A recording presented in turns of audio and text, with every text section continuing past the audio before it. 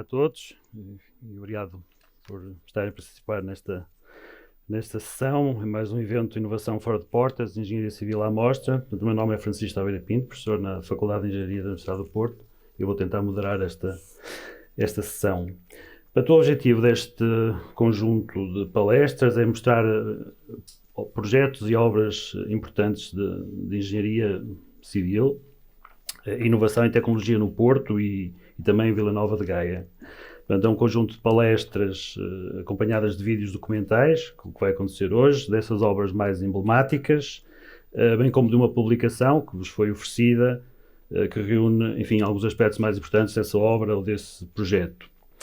Esta iniciativa é organizada pela Porto Innovation Hub, que resulta da colaboração do município do Porto com o Departamento de Engenharia Civil da Faculdade de Engenharia da Universidade do Porto, e, portanto, um agradecimento especial à professora Bárbara Rangel, que hoje não pode estar presente, mas, enfim, que tem sido a alma de todos estes eventos, e também um agradecimento especial à Cláudia Fonseca, do Gabinete de Comunicação e Imagem do Departamento de Engenharia Civil. E, portanto, é uma parceria, como eu estava a dizer, do município do Porto com o Departamento de Engenharia Civil, com a Reitoria da Universidade do Porto, a GAIURB, com o apoio da Fundação Marques da Silva, a Ordem dos Engenheiros da Região Norte, a Ordem dos Arquitetos da Secção Regional do Norte, a Casa de Arquitetura e a Associação Internacional de Estudantes de Engenharia Civil do Porto. Portanto, hoje vamos falar do projeto e obra do prolongamento do quebra-mar exterior e aprofundamento do canal de acesso ao Porto de Leixões, portanto, que permitirá aumentar a competitividade e melhorar as condições de segurança e da navegabilidade no acesso ao Porto. Enfim, esse aspecto obviamente será bastante detalhado pelos dois oradores de hoje. Vamos começar também com um pequeno vídeo documental, dentro de minutos. Os nossos convidados de hoje, que fizeram o favor de aceitar o nosso convite para participar nesta sessão, portanto, é o engenheiro Hugo Lopes, que é o diretor da Direção de Desenvolvimento e Sustentabilidade, e o engenheiro Ricardo Barbosa, enfim, da Divisão de Obras da APDL, enfim, engenheiros também da FEUP. Portanto, hoje estamos quase em família.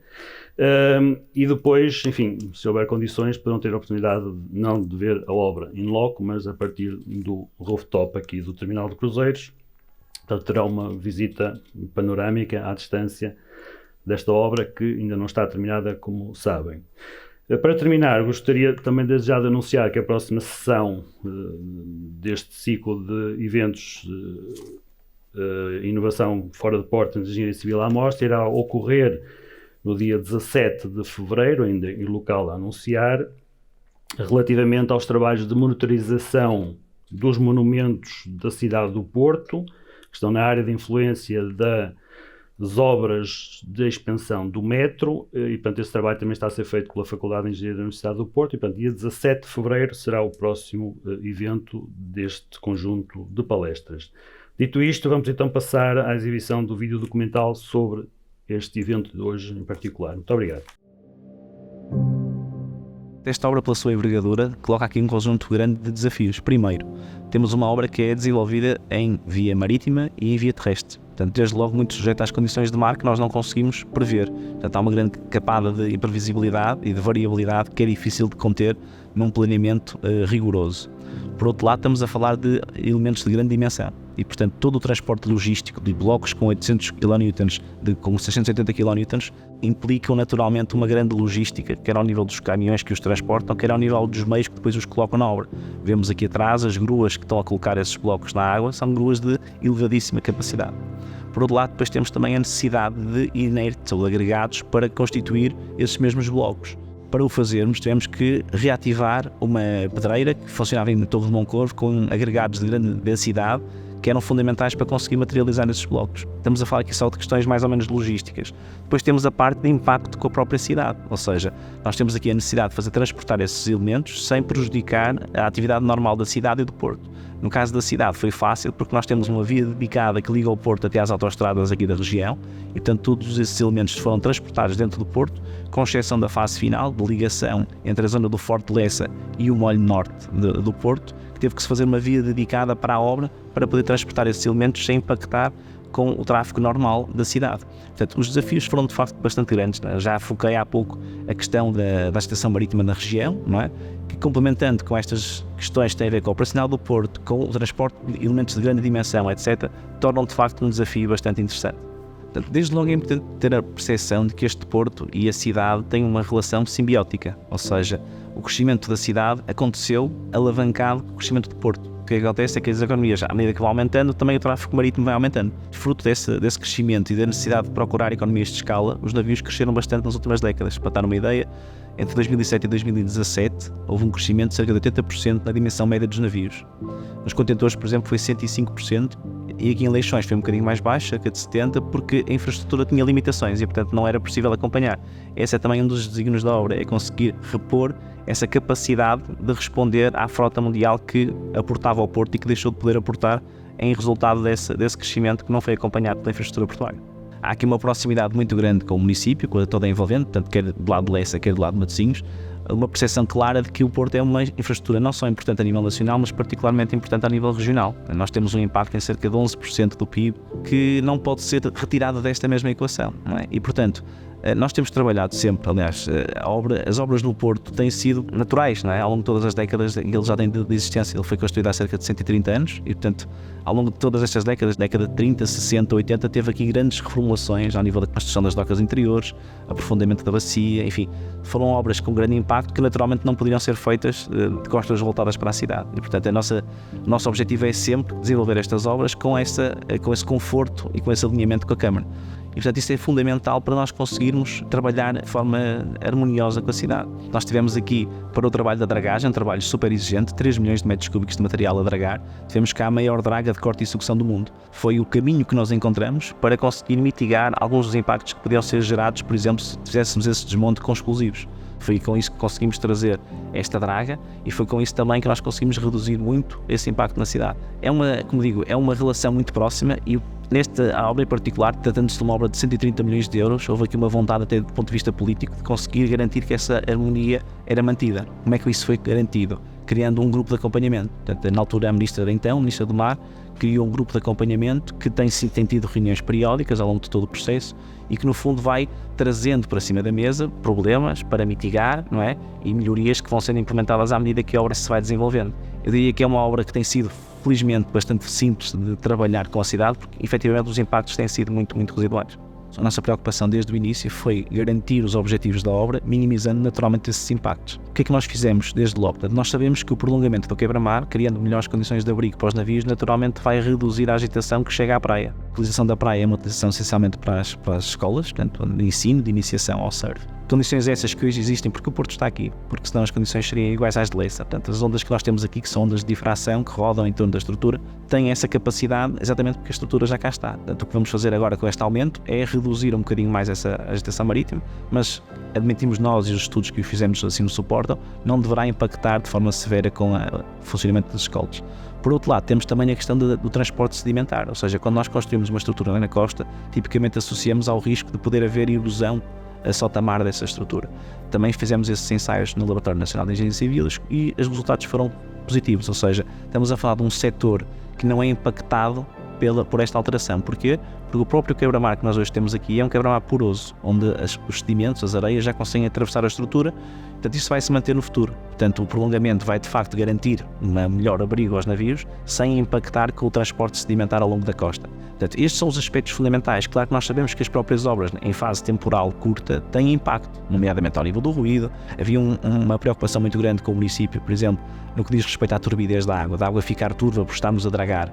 Isto não se veio a verificar, felizmente, portanto, nós tínhamos essa expectativa, mas acompanhamos durante toda a obra esse desenvolvimento para garantir que a água não ficava demasiado turva, que pudesse incomodar os banhistas que aí utilizavam, não é? Portanto, toda a obra aconteceu e nós não tivemos nenhum tipo de impacto por essa via. Há também um aspecto muito associado à chamada resiliência, não é um tema que está muito na ordem do dia. O que é que nós procuramos fazer nesta obra em particular? Procuramos que o dimensionamento, particularmente do manto resistente, portanto aqueles blocos que vão revestir toda a estrutura, tivessem um peso adequado, não só para fazer face àquilo que são as tempestades que hoje temos, mas procurar projetar um bocadinho para o futuro, criando situações mais exigentes. Estas obras são tipicamente dimensionadas para períodos de retorno de 100 anos, ou seja, para uma tempestade que pode ocorrer em média uma vez a cada 100 anos. Nós, de facto, vivemos atualmente, e temos tido essas evidências nestes tempos de outono, vivemos, de facto, uma crise climática. Uma crise climática que tem sido acompanhada de fenómenos extremos intensos cada vez mais frequentes E nós tivemos esse cuidado também ao nível do dimensionamento da estrutura, ou seja, o que é que nós fizemos, o que é que nós tipicamente podemos antecipar. Nós não conseguimos prever o que é que vai acontecer durante o período de vida todo da obra, mas podemos pelo menos testar a obra para situações um bocadinho acima daquilo que é expectável à data de hoje, nomeadamente ao nível do nível de maré, ou seja, com a potencial, a eventual subida do nível das águas do mar. Nós o que fizemos foi testar também em laboratório, quando fizemos os ensaios, testamos também com uma sobreelevação, dando-lhe até aqui um coeficiente um bocadinho superior para garantir essa estabilidade dentro daquilo que é a capacidade que hoje temos de prever o agravamento das condições.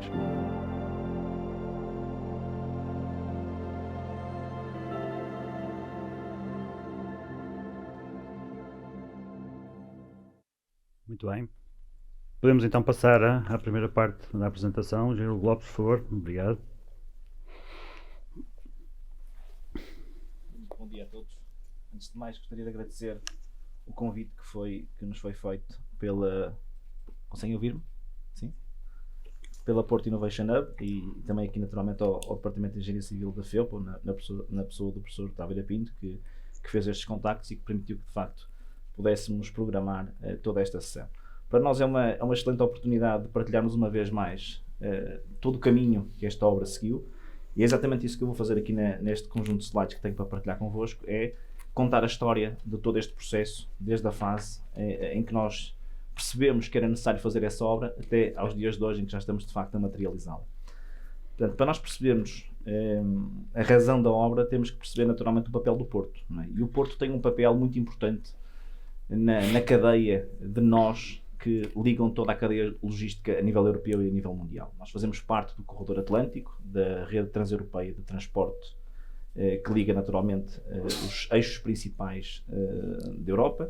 Somos, pela nossa localização estratégica, temos essa sorte, estamos aqui numa extremidade oeste que cruza um conjunto de rotas muito importantes a nível mundial. E por outro lado também temos a sorte de, a nível nacional, estarmos próximo de toda a zona produtiva do país. Portanto, é exatamente na zona norte e centro de Portugal que nós temos grande parte da nossa capacidade produtiva, o que faz com que o Porto de Leixões seja de facto o segundo maior porto a nível nacional, o mais importante no que diz respeito ao import-export, isto porque o Porto de Sines é maior do que nós, mas é um porto de transshipment, portanto é um porto que faz a passagem de carga de navios maiores para navios mais pequenos. Nós não, nós temos uma ligação direta com a indústria, na parte da importação de matérias-primas, na parte de exportação de produtos finais. E por outro lado, naturalmente essa importância para a região e para o país foi de facto identificada pelo Governo, que identificou esta obra do prolongamento do quebra-mar e da melhoria das acessibilidades como uma obra que deveria estar inserida na estratégia para o aumento da competitividade dos portos nacionais. Portanto, é neste sentido que esta obra se torna efetivamente importante para nós, obviamente, e foi por aí que nós conseguimos ter acesso a vias de financiamento para conseguir avançar com esta obra tão importante para nós. No vídeo já tiveram a oportunidade de ouvir alguns indicadores, de qualquer forma eles estão aqui também plasmados. Portanto, basicamente a importância que este porto tem a nível nacional e a nível regional é de facto evidente. Portanto, nós temos um impacto em cerca de 11% do PIB na região norte e do emprego, e a nível nacional essa mesma participação ronda 1%. Eu não sei se me estão a ouvir, que o som está... com cortes, não é? Bem, vou continuando. No que diz respeito ao impacto na entrada e saída de mercadorias a nível do país, também temos uma expressão muito... Obrigado. Ao nível da expressão no que diz respeito à exportação, nós temos também cerca de 20% do share de mercadorias que são transacionadas por via marítima, o que faz naturalmente deste porto um porto importante, e por isso nós não podemos efetivamente deixar cair, entre aspas, a preocupação de manter este porto competitivo. Mostrando algumas evidências do que diz respeito ao transporte marítimo, eu referia-se ali no vídeo, mas aqui com valores reais, conseguimos perceber algo de evidente, que é a cadência com que a carga, ou com a movimentação da carga evoluiu nas últimas décadas. Portanto, esta janela temporal que ali está representada no slide resulta da década anterior ao início do projeto. Portanto, estamos a falar na década de 2017, e assistimos a um crescimento a nível mundial de cerca de 3,4% ao ano. Okay? O Porto de Leixões teve um crescimento de cerca de 3%, portanto, perfeitamente alinhado com esse mesmo comportamento. No que diz respeito à movimentação de contentores, que é a tipologia de carga que mais cresce e que mais tem crescido a nível mundial, esse crescimento foi maior, portanto cerca de 5,5% ao ano a nível mundial, e o Porto de Leixões teve cerca de 4,6%. Portanto, aqui já se nota um bocadinho a redução embora alinhada, mas uma redução nesse crescimento, muito motivada também por aquilo que se referia no vídeo, o facto de nós termos que perceber que o facto da carga estar a aumentar, da economia estar a aumentar, é preciso transportar um maior volume de bens. E para transportar um maior volume de bens, por economias de escala, naturalmente se vai procurar maiores navios, e esses maiores navios a certa altura não são capazes ainda hoje de entrar no porto. E portanto é necessário fazer a adaptação de infraestrutura para garantir que nós possamos acompanhar essas tendências. E portanto a relação é muito simples do ponto de vista esquemático. Portanto, temos aqui na imagem da esquerda a evolução nos últimos 50 anos do crescimento dos navios. Portanto, estamos a falar de navios de contentores. Portanto, percebe-se que um navio de contentores há 50 anos atrás, um pouco mais, transportava cerca de 1000 teus, portanto 1000 contentores de 20 pés, e hoje há navios que transportam mais de 24.000. Portanto, dá para ter uma noção de escala do que aqui aconteceu a nível mundial. Claro que o campeonato do Porto de Leixões não é estes 24.000 teus, portanto não é um navio desta dimensão. Nós somos um porto periférico da rede principal, portanto não vamos ser o próximo Roterdão, não vamos ser um porto chinês como Xangai ou outro qualquer. Vamos ser um porto à dimensão efetiva que tem o nosso país e que tem a nossa economia. E portanto, qual foi a relação, ou qual é o impacto? Maiores navios significam maiores comprimentos, significam maiores bocas, ou seja, maiores larguras, e significam maiores calados, ou seja, maiores necessidades no que diz respeito à profundidade da água. E para conseguir que esses navios entrem no porto, é naturalmente importante que os canais dos portos possam aguentar ou ter a dimensão necessária para essa entrada, tanto ao nível das larguras, ao nível das profundidades e também ao nível das bacias de rotação. E, portanto, a dificuldade que existe no Porto de Leixões é o facto deste porto ter sido criado há 130 anos, e há 130 anos, naturalmente, que as exigências eram completamente diferentes das que temos hoje. E, portanto, o objetivo é muito simples, creio eu. Portanto, a necessidade que nós temos é de manter essa competitividade, manter os níveis de segurança para a entrada dos navios no porto, e portanto o facto dos navios serem maiores não significa logo de imediato que eles não possam entrar no porto. Entram, só que têm menores margens de segurança, no sentido em que ficam mais condicionados às condições de agitação, às condições de vento, por aí fora. E portanto o que nós vamos conseguir com esta obra, ao prolongarmos o quebra-mar, é exatamente garantir maiores condições de abrigo. O navio pode desacelerar mais cedo e portanto entra em melhores condições de segurança na bacia portuária. Não chega a prolongar o quebra-mar, é necessário também aprofundá-lo, porque a profundidade que ele tinha até agora, porque neste momento já tem aqui até ao anteporto profundidades adequadas para estes navios que vamos falar agora a seguir, até agora estes navios de facto ficavam muito condicionados à entrada da maré, e muitos deles nem sequer poderiam entrar, porque mesmo com a praia-mar não era possível garantir essa entrada. E portanto o desenho da solução, ou se quiserem das necessidades, foi este: definir que prolongamento ou que extensão nós precisaríamos para garantir um navio de projeto. E que navio de projeto foi esse? Foi basicamente um navio de projeto que pudesse repor as condições que nós tínhamos há cerca de uma década atrás. Nós há pouco mais de uma década conseguimos receber cerca de 80% da frota mundial. Neste momento estamos a mais dos 50%, porque os outros foram crescendo e de repente nós hoje já não conseguimos receber. Qual é o problema que isto traz? É que os maiores operadores a nível mundial foram adaptando as suas frotas e não vão ter navios para entrar em Leixões. Eles têm navios para entrar em vários portos e, portanto, nós de repente, se não tivermos capacidade de os receber, vamos ficar fora deste campeonato, que naturalmente tem um impacto significativo no que diz respeito à economia. E, portanto, esta é a primeira linha, portanto, definir o tal navio de projeto, que tem as características que vinha aqui, portanto, um navio de cerca de 300 metros, com 40 metros de boca e 3,7 metros de calado. Tem uma capacidade, à data de início do projeto, nós estimávamos que pudéssemos ir até aos 5.000, 6.000 teus. Neste momento, a eficiência e a engenharia já conseguem que navios com estas geometrias possam ter até 8.000 teus. Portanto, já estamos a ganhar aqui indiretamente alguma capacidade, fruto destes anos que foram passando. Não foram muitos, mas desde 2017 até agora, de facto, a engenharia naval trouxe aqui algumas inovações.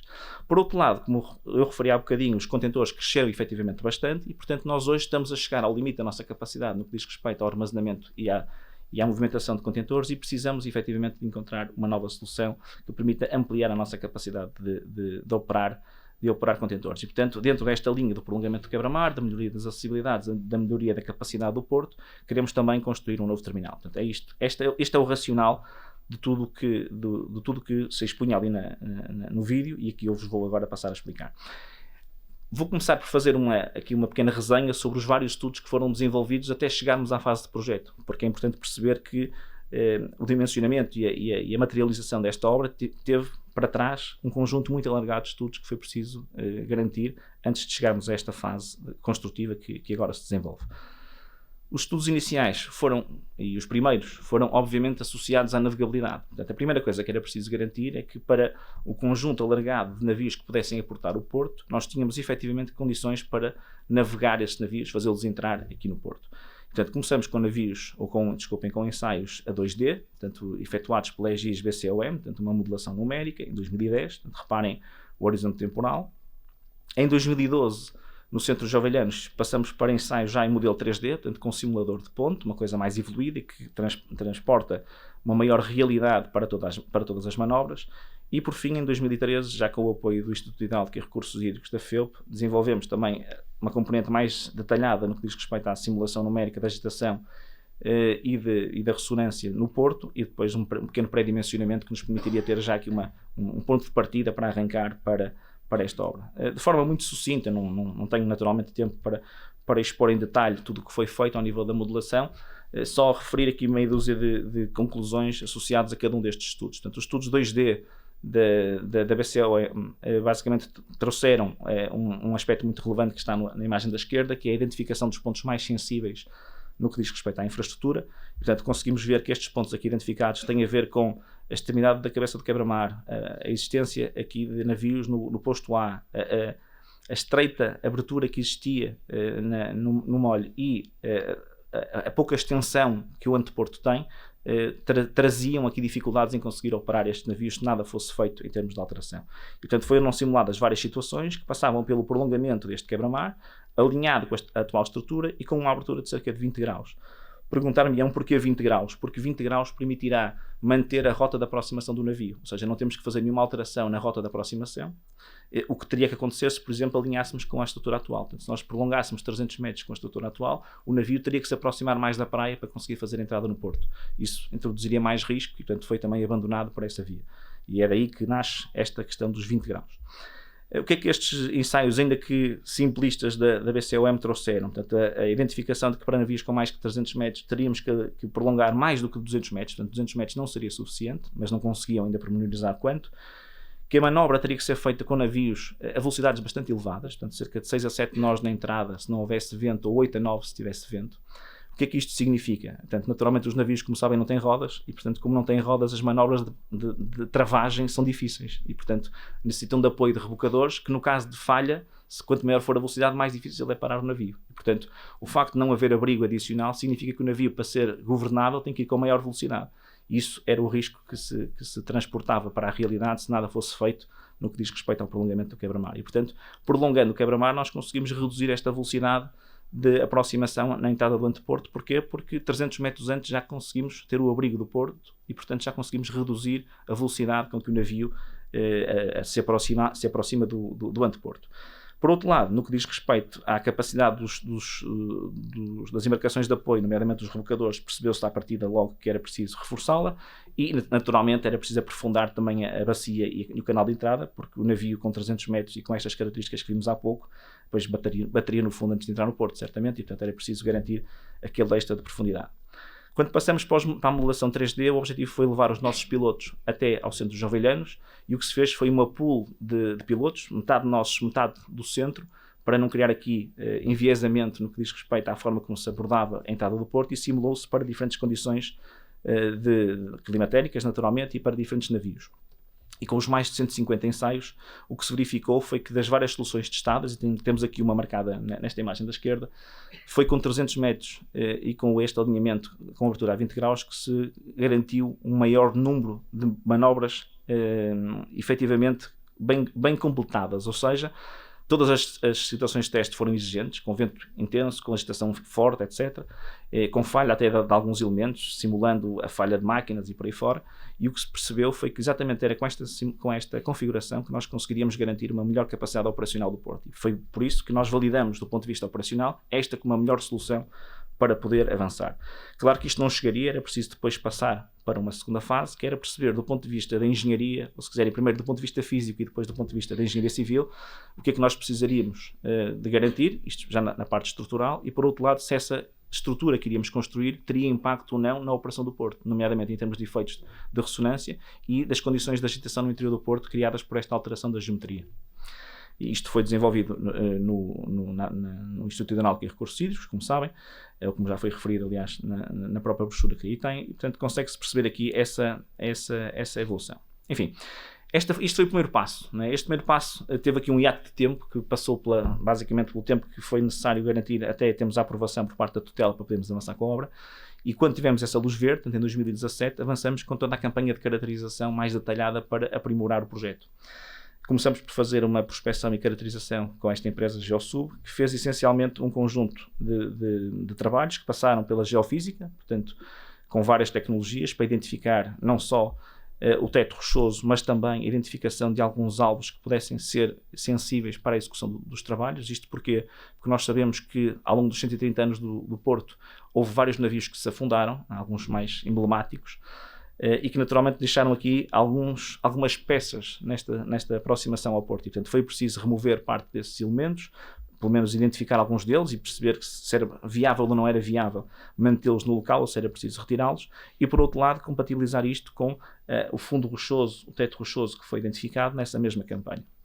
Dizer o seguinte também, apesar de todas estas campanhas que nós fizemos, o próprio consórcio empreiteiro, antes de arrancar com a obra, fez questão, e até durante o concurso, fez questão de reforçar essas mesmas campanhas, porque a informação a mais nunca faz mal, e a verdade é que há sempre pequenas coisas que falham, e mesmo com as campanhas que fizeram durante a obra, como aliás terão a oportunidade depois também de ouvir o engenheiro Ricardo, há sempre pequenos ajustes, nomeadamente no que diz respeito, por exemplo, às características da rocha, que nós sabemos que aqui no Norte são de facto bastante exigentes.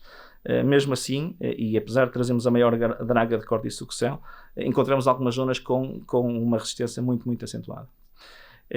Para além desta componente mais de geofísica e de arqueologia subaquática, fizemos naturalmente aquilo que é o clássico, que é a caracterização de sedimentos, caracterização das águas superficiais, macrofauna bentónica e por aí fora, e tudo isso foi favorável, ou seja, no que diz respeito aos sedimentos, o que diz a lei é que nós temos que caracterizar todos os sedimentos da área que vamos dragar, para ter a certeza que não vamos ressuspender material altamente contaminado, e, portanto, a classe que nós obtivemos nestes locais foi entre 1 e 2, portanto é uma classe de sedimentos que permite que ele possa ser afundado sem qualquer problema junto da praia e, portanto, todos os resultados que nós obtivemos foram, de facto, bastante favoráveis. No que diz respeito ao levantamento 3D, o que nós fizemos, e porque a estrutura sofreu muitas alterações ao longo destas décadas, foi fazer um levantamento 3D que depois foi transposto para o projeto para termos a certeza que a geometria que estávamos a idealizar era compatível com aquilo que efetivamente lá estava, porque os desenhos de projeto valem o que valem nestas estruturas com mais de 100 anos. Não é? Passando depois para uma fase também muito importante, portanto, nós, como referimos há um bocadinho, o IHRH e a FEUP deram algum apoio, no entanto, para materializar o desenvolvimento do projeto era preciso ter um tanque e um canal com dimensões que, infelizmente, à data, a FEUP não tinha, portanto, foram desenvolvidos no LNEC, e bem, também é um laboratório de referência a nível nacional, e, portanto, desenvolveu toda a componente da modelação física e numérica de apoio ao projeto de execução. Sem entrar em muitos detalhes, foram feitos 3 conjuntos de ensaios. Portanto, um primeiro ensaio, um conjunto de ensaios que tinha a ver com a otimização da geometria, portanto, modelos a 2D e a 3D para estudar a estabilidade da estrutura e de que forma é que o galgamento iria influenciar essa mesma estrutura. E, por outro lado, estudos da agitação marítima no interior do intradorso da estrutura e de ressonância para perceber se haveria aqui alterações importantes. Portanto, a sequência foi fazer ensaios a 2D, otimizar e depois fazer ensaios em 3D e otimizar novamente.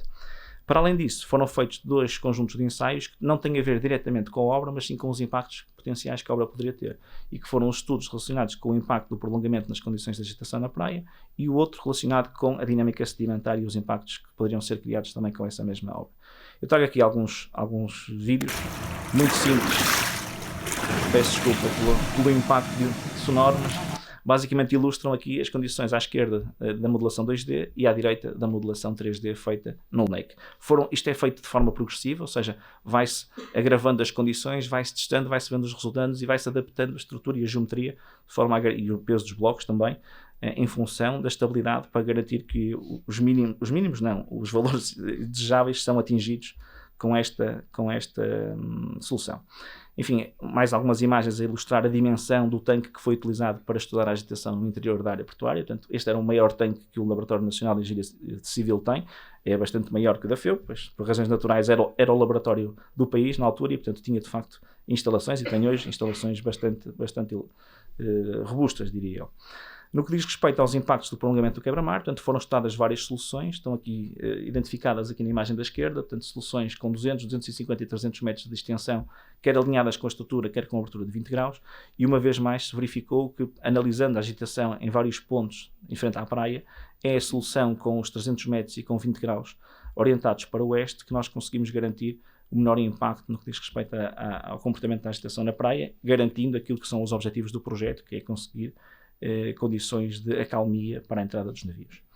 No transporte sedimentar, os resultados foram também favoráveis. Desde logo, a extensão dos 300 metros neste setor em particular faz com que, ou verificou-se assim, que este setor é um setor fechado, ou seja, os sedimentos que aqui chegam e que aqui passam normalmente tendem a ficar aqui acumulados na parte interior do quebra-mar, e por isso é que nós anualmente sempre temos que fazer dragagens no porto, particularmente aqui junto do posto A, e o que fazemos é dragar nesta zona e colocar os sedimentos a sul para que eles possam entrar novamente na deriva litoral.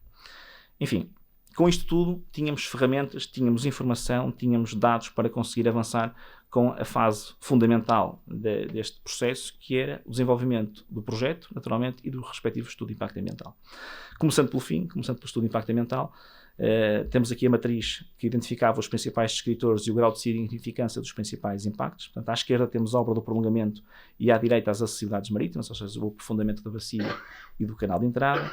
E neste primeiro, do prolongamento do quebra-mar, basicamente os impactos que nós encontramos na fase de exploração, ou seja, após a construção da obra, têm a ver naturalmente com as alterações de hidrodinâmica, portanto, a redução da agitação, que era isso, um dos objetivos para conseguirmos garantir a acalmia das condições para a entrada dos navios, e por outro lado a alteração da paisagem, que é inevitável naturalmente, pelo facto de nós termos ali uma alteração naquilo que é o horizonte da obra que se vai estender em mais 300 metros.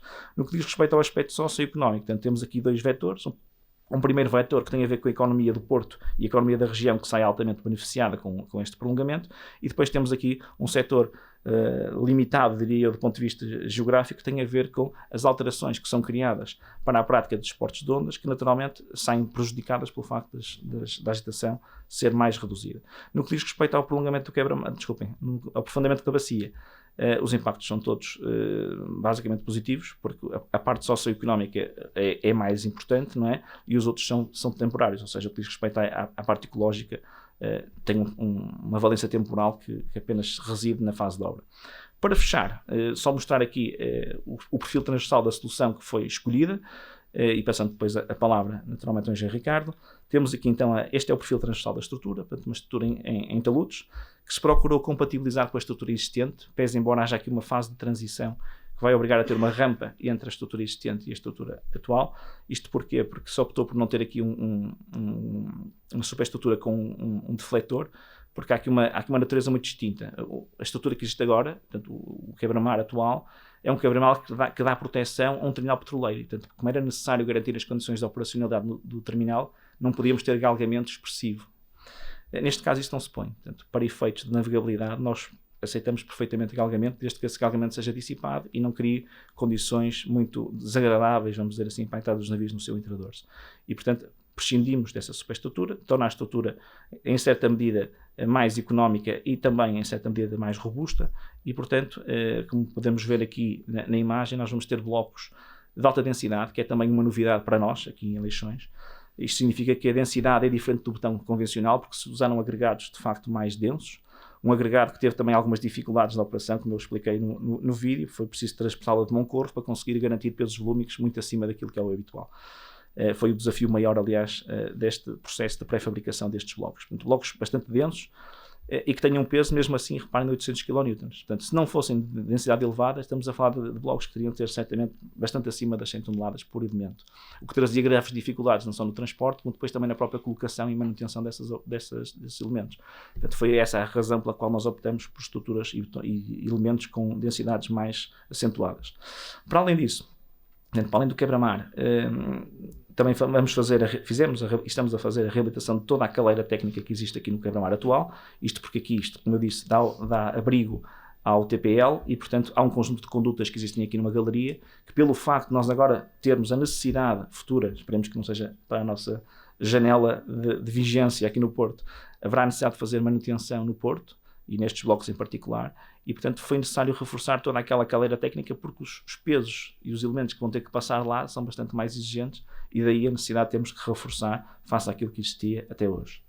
No que diz respeito às acessibilidades marítimas, portanto, o projeto é bastante simples do ponto de vista conceptual.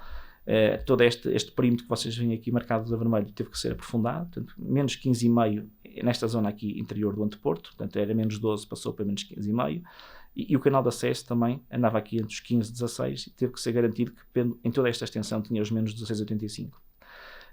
O material, e daí a sinergia desta obra, o material que foi daqui dragado foi parcialmente aproveitado para materializar o núcleo do quebra-mar e o remanescente de rocha foi descarregado no vazador que nós temos aqui às 2 milhas.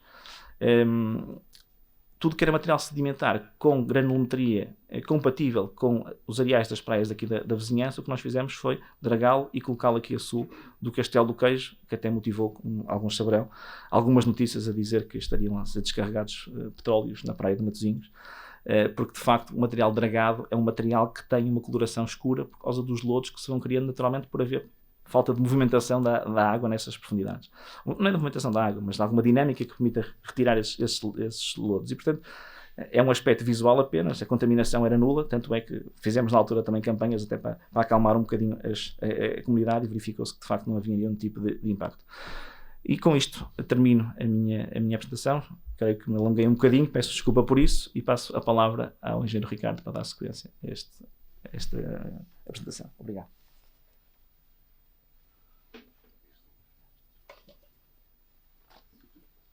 Pois, muito bom dia a todos. Meu nome é Ricardo Barbosa e começo por agradecer a oportunidade de dar alguma visibilidade à obra, fazendo meus também os agradecimentos do colega Hugo Lopes. Portanto, começaria por dar conta que estamos a falar de uma empreitada com um custo total estimado de cerca de 130 milhões de euros, de acordo com a proposta ganhadora que se apresentou a concurso.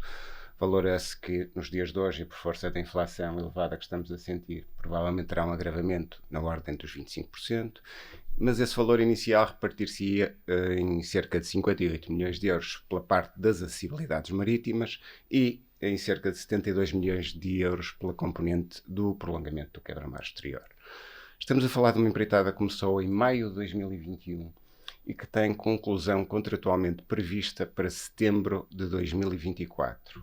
Sabemos à data de hoje que provavelmente iremos necessitar de mais prazo por algumas vicissitudes que ocorreram na empreitada e que também terei a oportunidade de explicar mais à frente. Para além do projetista que já vimos ser a Consulmar, temos como consórcio empreiteiro um conjunto de 3 empresas, Teixeira Duarte, Tecnovia e DEM. As 2 primeiras são empresas portuguesas, a terceira é uma empresa belga que esteve muito associada aos trabalhos de dragagem. A fiscalização está a cargo de um consórcio constituído pela Norma Açores e pela Aqualogos e passaria agora a centrar a atenção sobre as acessibilidades marítimas, na exata medida que é componente da obra que já se encontra totalmente concluída.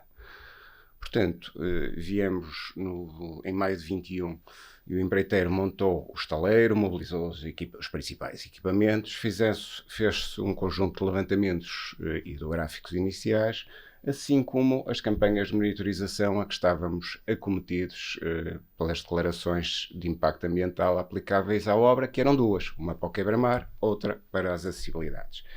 Fizemos estudos tão variados como sejam de qualidade da água, macrofauna bentónica, ruído, vibrações. Fizemos um levantamento também do património cultural e do património edificado no envolvente ao porto. Fizemos fotografia de evolução de paisagem e de evolução costeira e também um acompanhamento arqueológico permanente a bordo das dragas.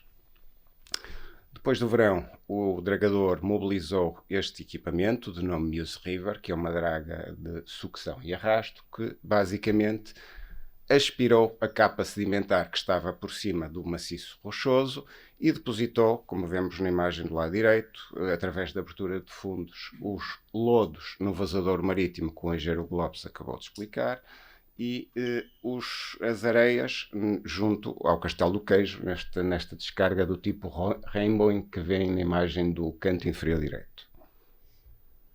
A obra depois esteve parada nos meses de dezembro de 2021 e janeiro e fevereiro de 2022, como é habitual neste tipo de obras, por força da agitação, e retomamos em março tendo o dragador mobilizado um equipamento de nome Spartacus, que é um equipamento verdadeiramente impressionante, porque, como já foi visto, é a maior e a mais potente draga de corte e sucção de rocha da atualidade. Portanto, este equipamento revolucionou completamente o estado da arte, na exata medida em que todas as intervenções que foram feitas de quebramento de rocha no passado no Porto de Leixões recorreram ao desmonte com recursos explosivos, que traz impactos ambientais nefastos. Há sempre algumas propagações que são difundidas para o edificado envolvente e, portanto, este processo mecânico foi uma grande mais-valia da obra e foi algo de muito bem sucedido, sendo certo que inicialmente não tínhamos a certeza que a draga seria capaz de fazer o trabalho todo, porque era um equipamento acabado de construir. A draga tinha 1 ano quando veio para cá e esta obra foi efetivamente o campo de testes até para a própria DEM. Ora bem, pode dragar até 45 metros, tem potências de bombagem e de corte verdadeiramente impressionantes.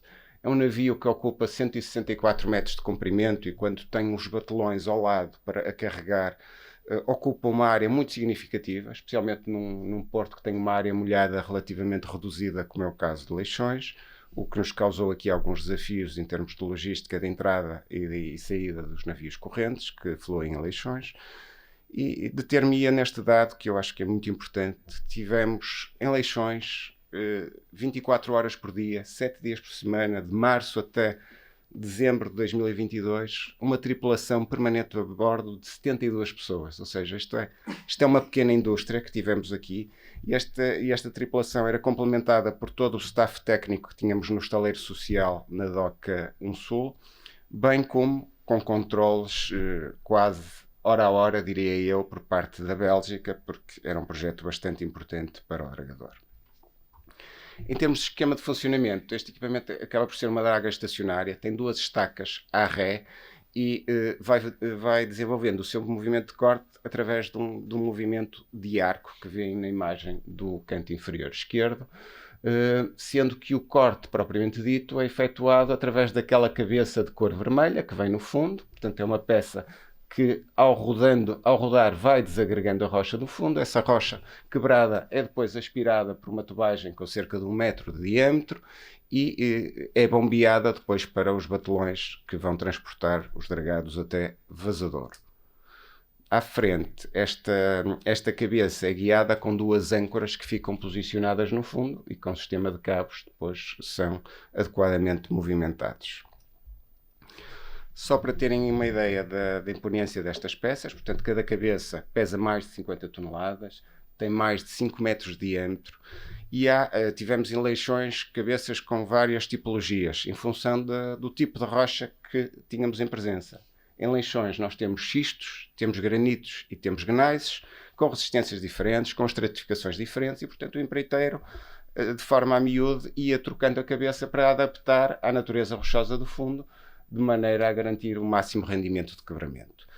Cada cabeça tem várias tipologias de lâminas em função destas realidades e nessas lâminas são acoplados dentes que, no fundo, são os acessórios de desgaste que roem a rocha no fundo, digamos assim. Cada dente tem cerca de 50 kg e estes dentes têm de ser substituídos manualmente, como vemos na imagem do canto inferior direito, e acho que é uma imagem bastante interessante porque temos o confronto com a escala humana comparativamente com a imponência desta peça que esteve no fundo a dragar. Neste slide vemos do lado esquerdo o material a ser depositado em batelão, algumas amostras que retiramos e podem ver, por comparação com um simples capacete de obra, a granulometria típica que era extraída do fundo. Na imagem do lado direito podem ver uma fotografia de uma fase intermédia dos trabalhos. As zonas azul mais escuro são as zonas que já estavam praticamente à cota. As zonas amareladas e esverdeadas eram áreas que ainda precisavam de ser quebradas. E podemos ver no topo da imagem aquele tal efeito de arco que era a forma como o equipamento descrevia o seu movimento de quebramento. Em termos de horizonte geotécnico, e como o engenheiro Lopes disse, a APDL foi cuidadosa, fez uma prospecção geotécnica cuidada, o próprio empreiteiro também mobilizou uma plataforma jack-up e fez ensaios a expensas próprias em fase de concurso. A verdade é que todos os ensaios diziam-nos que tínhamos resistências de compressão uniaxial na ordem máxima dos 46 megapascais. A verdade é que, em fase de obra, e junto às cabeças dos antigos Molho Norte e Sul, detectamos resistências medidas pelo Sicopne e pela FEUP superiores a 100 megapascais. Portanto, granitos muito, muito duros, o que obriga, logicamente, a um período de maior permanência do equipamento e ao consumo de alguns dentes adicionais. A draga, naturalmente, não trabalha sozinha, tem um trem naval associado que, no caso desta obra, era composto por 2 batelões autotransportadores, com 3.500 metros cúbicos de capacidade de porão. Tínhamos também uma embarcação permanentemente a fazer trabalhos de hidrografia e ainda um multicat, que era, no fundo, um navio que fazia a passagem das cabeças desgastadas da draga Spartacus para oficinas de reparação que tínhamos instaladas na Docon Sul, como veem nas imagens do canto inferior direito, onde soldadores dia e noite também promoviam a reparação dessas mesmas peças. Na imagem do canto superior direito é possível ver caixotes com dentes e outras peças de substituição, porque nesta altura todo o porto era um super estaleiro da dragagem e foi para o nosso departamento de pilotagem um verdadeiro desafio logístico conseguir compaginar uma draga tão grande, batelões associados ao transporte de dragados para vazadouros, com a operação normal de entrada e saída de navios no porto. Na componente das acessibilidades marítimas, houve ainda também um outro trabalho que foi efetuado, que teve a ver com a demolição do Molho Norte, porque havia um estrangulamento de largura na passagem do canal de acesso para o anteporto. Vemos o Molho Norte antigo, na imagem do canto superior direito, e este molho teve de ser demolido e recuado para o alinhamento dos tanques de lastro da Galp, em cerca de 80 metros, e fizemos-lo com recurso a desmonte por explosivos, porque era uma estrutura muito consolidada, mas a verdade é que era uma operação de risco num terminal petroleiro em operação, mas graças aos esforços dos técnicos de segurança e da produção, foi também muito bem sucedida. Passo agora para a componente do quebra-mar propriamente dito, para dar conta que nos primeiros 2 anos o que fizemos principalmente foi abrir a cabeça existente, perceber qual era o seu grau de consolidação. Foram removidos aqueles blocos cúbicos de 90 toneladas que protegiam a estrutura, portanto são blocos enormes comparados com a escala humana, e fizemos também o alteamento de uma estrutura circular que simplificadamente apelidamos de bolacha, que foi o que no passado também ajudou a suster a cabeça do quebra-mar existente, que na década de 70 foi alvo de várias derrocadas. Portanto, esta estrutura e um quebra-mar submerso que existe a poente tem sido o que no passado permitiu conferir estabilidade ao quebra-mar existente. No ano 2022 também demos início aos trabalhos de deposição de material proveniente da dragagem no núcleo. Portanto, numa lógica de sustentabilidade, como já foi dito, reaproveitamos a pedra que era passível de reaproveitamento da dragagem para constituir um núcleo submerso. Portanto, os batelões dirigiam-se ao enfiamento do quebra-mar, tinham no seu sistema computadorizado grelhas de deposição, fazíamos descargas e depois controlávamos-las com trabalhos de hidrografia. Não fizemos ou não adotamos a cota -8 referida ao zero hidrográfico de leixões de ânimo leve, portanto foi também ensaiado já em fase de execução pelo empreiteiro no Laboratório Nacional de Engenharia Civil, tendo-se testado também uma cabeça de inverno, que depois falarei mais à frente. Na imagem do canto superior esquerdo podem ver o que fizemos. Portanto, fizemos um cordão perimetral com enrocamentos no início e depois, através de posição por via marítima, enchemos o núcleo, ou o miolo desta estrutura, apresentando-se no final do ano 2022 um núcleo submerso, que no seu extremo terá cerca de 8 metros de altura, como a imagem do canto inferior direito evidencia. Em 2022, também em paralelo com estes trabalhos, o empreiteiro deu início à montagem de uma eira de pré-fabricação de blocos num terreno do Porto de Leixões, na plataforma logística da APDL, e eu diria que esta imagem quase que é autoexplicativa. Portanto, temos estes estoques de material negro, que são os minérios densos de Torre de Moncorvo e de Macedo de Cavaleiros. Agora, na fase final, já estamos a incorporar também alguns agregados siderúrgicos da siderurgia da Maia. Portanto, ao fundo vemos uma central de betão, um laboratório, uma área central onde os blocos são cofrados, betonados e depois descofrados.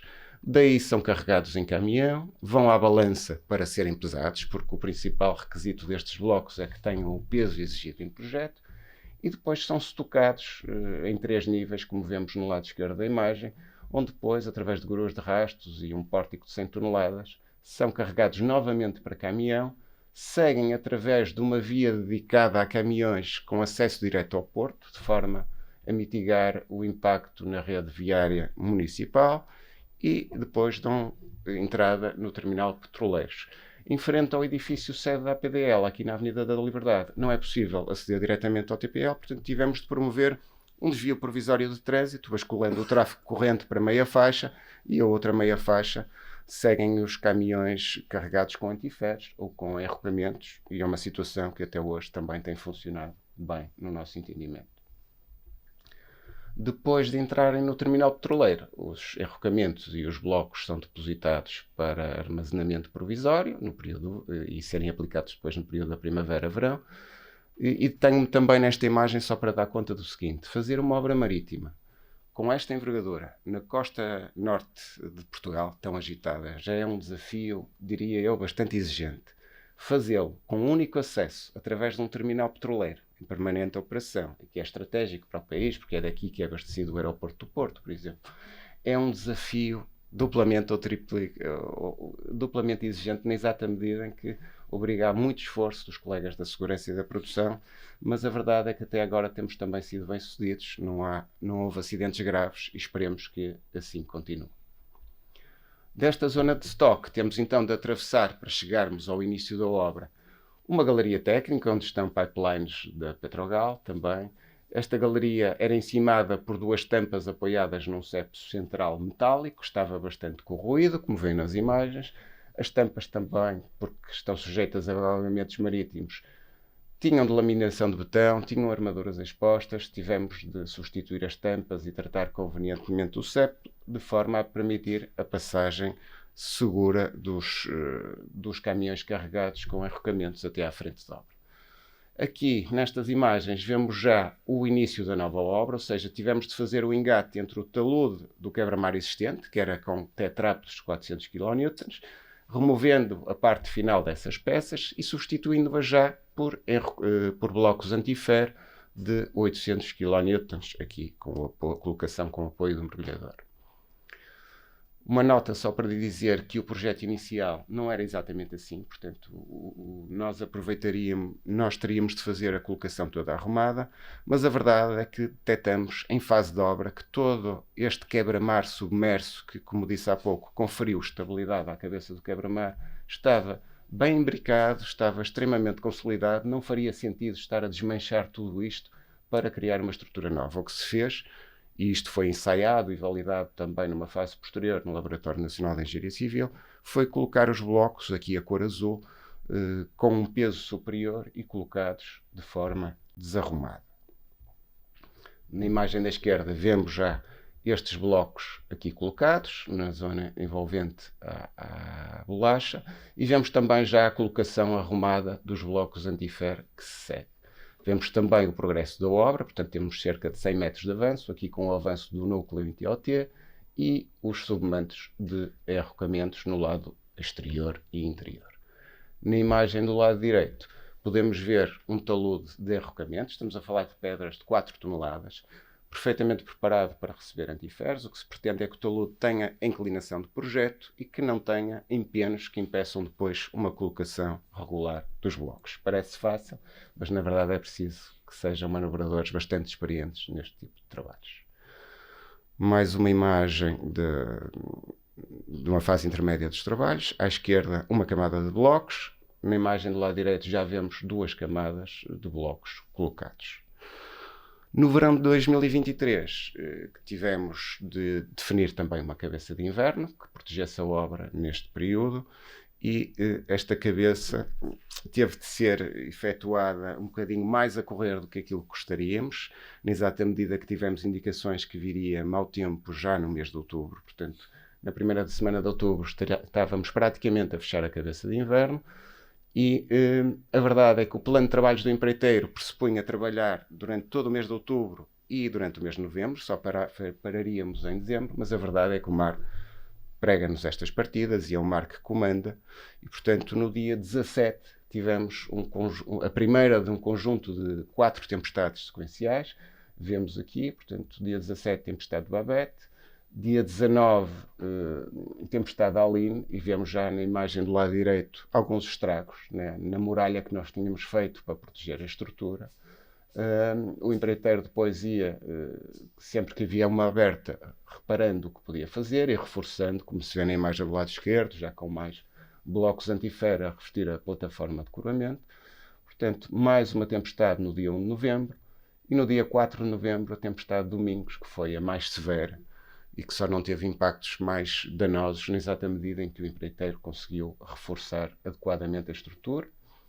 A verdade é que, como vemos aqui, houve alguns danos. Claramente um contentor que não sabia nadar, não é? Portanto, que levou com uma onda em cima e é para a sucata. E na imagem do lado direito temos aqui os trabalhos que o empreiteiro tinha de fazer de forma muito ágil para suster estes danos. A verdade é que são danos superficiais, a estrutura não foi cortada, o que nos dá um grau de satisfação muito grande. Portanto, não estamos com a estrutura tão avançada em termos de extensão como gostaríamos, mas a verdade é que estamos a fazê-la bem feita, e também o registro que tivemos no dia 4 de novembro da tempestade de Domingos, para terem uma ideia, foi o registro mais elevado desde que as boias oceanográfica e costeira que foram instaladas pelo Instituto Hidrográfico, creio eu, na década de 80, registaram. Portanto, estamos a falar de uma onda com altura máxima de 20,3 metros na boia, que está a 75 metros da costa. Portanto, são valores verdadeiramente impressionantes. E esta estrutura, que eu diria que é ainda uma criança, não é? Que está inacabada, que ainda não assentou aquilo que teria de assentar, diria eu que se portou de forma bastante satisfatória. Neste ano de 2024, o que é que teremos de fazer? Portanto, teremos de voltar a retirar os blocos que revestem a plataforma de coroamento e a cabeça de inverno, e começar a deposição do núcleo por via terrestre e marítima, colocar os blocos antifer da primeira camada, aqui a cor vermelha na imagem do centro, depois de fazermos os submantos de enrocamentos. Seguir-se-á a segunda camada de blocos antiferro, a cor castanha na imagem do lado direito, e depois o bloco central, ou maciço de coramento em betão. Para o efeito, iremos utilizar gruas de rastros de grande capacidade, acima das 700 toneladas. Para as carregadoras escavadoras, também de porte muito significativo. Teremos dezenas de caminhões na estrada a transportar enrocamentos e blocos antiferro, e daremos continuidade também às descargas por via marítima através de batelões.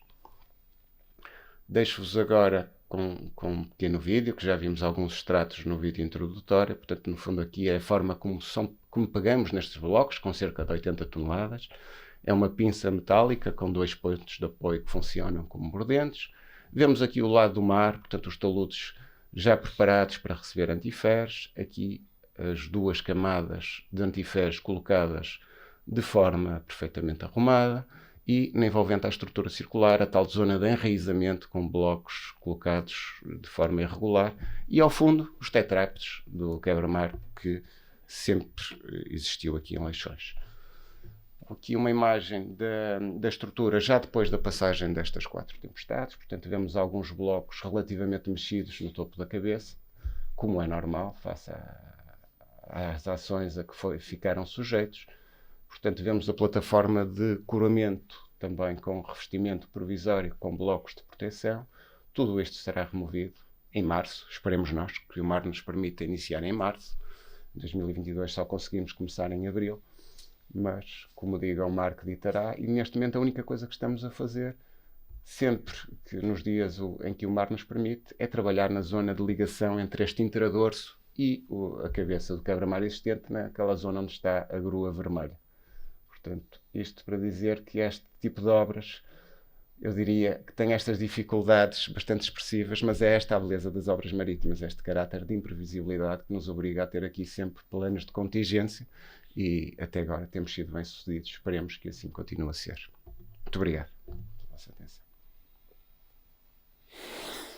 Muito obrigado, engenheiro Hugo Lopes e engenheiro Ricardo, por esta, enfim, muito detalhada a apresentação. Acho que ficaram com uma ideia bastante clara, digamos, desta obra e das suas particularidades, enfim, quase desde a sua gênese. Portanto, há mais de 10 anos que começaram os primeiros estudos para esta obra de prolongamento do quebra-mar do Porto de Leixões e aquilo que eu diria como obras acessórias, o aprofundamento do canal de acesso e da bacia de rotação, embora inicialmente até sejam previstas outro tipo de intervenções, mas hoje estamos a falar essencialmente destes dois aspectos, portanto, a dragagem dos fundos e o prolongamento do molho norte. Bom, nós estamos com 1 hora de evento, enfim, a organização autorizou-nos mais alguns minutos para colocar aqui algumas questões, enfim, também para não perdermos muito tempo, até porque é um sábado de manhã. Tenho aqui apenas 2 questões muito simples para colocar aos nossos 2 oradores, a quem uma vez mais agradeço a disponibilidade e a apresentação muito clara e objetiva que foi feita, e depois também dar a oportunidade à assistência para colocarem 1 ou 2 perguntas, se assim quiserem fazer, e depois, enfim, parece que não está a chover, portanto podemos olhar um bocadinho para a obra aqui dentro do rooftop, como eu referi. Portanto, eu acho que a apresentação ilustrou bem a complexidade desta obra e a necessidade de se fazerem um conjunto de estudos que justifiquem e que deem, digamos, um suporte a todas as fases subsequentes de projeto e até depois da própria obra. E portanto aquilo que, enfim, foi designado por estudos preliminares, não só relativamente à manobrabilidade e ao acesso, mas também ao estudo prévio, digamos, do dimensionamento ou do pré-dimensionamento da própria estrutura. Aliás, o Porto de Leixões, desde a sua gênese desde 1890, mais coisa menos coisa, a altura em que começou a ser construído aqui na foz do rio Lessa, onde não existia nada, apenas os Leixões, e portanto por isso é que o Porto se designa por Porto de Leixões, ao longo destes anos, portanto eu diria desde 1890, mais coisa menos coisa, enfim, tem sido um exemplo de sucessivos crescimentos e adaptações às novas realidades e às novas necessidades, desde a construção dos 2 molhos iniciais, o molho norte e o molho sul, a construção das várias docas, a construção do molho submerso, enfim, na altura, enfim, se tivéssemos que fazer hoje talvez fosse um bocadinho polémico, depois a construção do quebra-mar norte em cima do quebra-mar submerso, também se fosse hoje se calhar seria uma obra também muito polémica.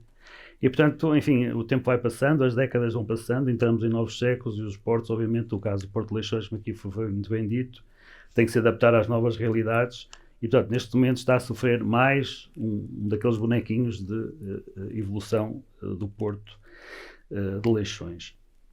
Os estudos preliminares, enfim, foram muito bem descritos e detalhados.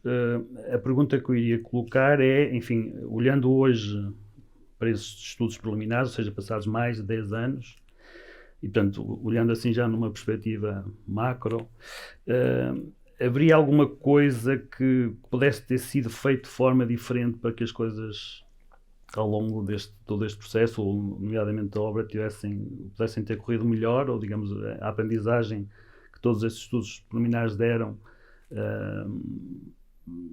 justificariam ter feito alguma coisa ainda melhor? Eu diria o seguinte, em relação aos estudos que foram desenvolvidos, é sempre mais fácil fazer prognósticos no fim. É sempre fácil hoje nós corrigirmos aquilo que na altura não correu tão bem, ou pelo menos nós achávamos que estávamos a ir no caminho certo e hoje se calhar poderíamos fazer de forma diferente. Eu creio que o Ricardo ilustrou aqui alguns detalhes que nós, não nos estudos em si, mas depois nas soluções que foram encontradas, nós soluções poderíamos melhorar. Por exemplo, estou-me a lembrar da parte da ligação do enraizamento da estrutura atual com a ligação da estrutura existente. Portanto, aquela ideia inicial, já agora para explicar um bocadinho melhor, a ideia inicial era remover grande parte da estrutura existente e depois fazer o remate da estrutura em antifés, portanto, a nova, até praticamente à base do talude. E o que é que nós decidimos em fase de obra que não faria muito sentido estarmos a desconsolidar, porque quando começamos a tentar remover esses blocos, percebemos que eles de facto estavam bastante consolidados no encaixe com a estrutura. Portanto, acabamos por alterar, isto depois foi alvo também de ensaios adicionais no laboratório para esse efeito.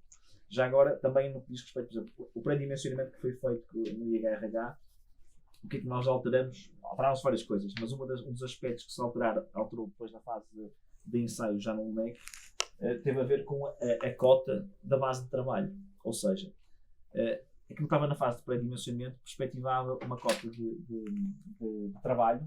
E a cota de trabalho é o quê? É aquela cota que ficaria abaixo da superestrutura naturalmente e das camadas superiores da subcamada superior, e que podia condicionar em certa medida a operação. Ou seja, quando começamos a perceber, ok, tenho que colocar aqui uma grua de mais 600 toneladas com todos os equipamentos associados, íamos ficar muito condicionados à maré e a pequenos temporais que poderiam acontecer também durante o verão. Então optamos por subir essa cota de trabalho e por isso a configuração da estrutura ter uma cota bastante mais elevada do que a anterior. Okay? Porque lá está, aprendizagem, e percebemos que isso iria limitar aquilo que nós queríamos fazer, que era executar esta obra tão depressa quanto possível.